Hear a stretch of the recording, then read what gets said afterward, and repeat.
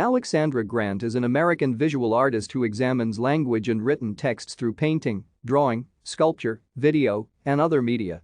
She uses language and exchanges with writers as a source for much of that work. Grant examines the process of writing and ideas based in linguistic theory as it connects to art and creates visual images inspired by text and collaborative group installations based on that process. She is based in Los Angeles.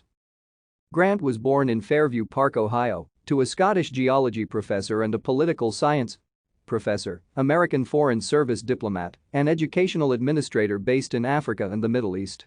Her parents, who both spent time in Africa, divorced when she was young, and she lived with her mother, who was based in Mexico City. In Mexico City, she attended a British school that was made up of a multinational student body. When she was 11 years old, Grant attended a boarding school, the Thomas Jefferson School, in St. Louis, Missouri for a year. Thank you for watching. Like and subscribe if you would like to view more of our videos. Have a nice day.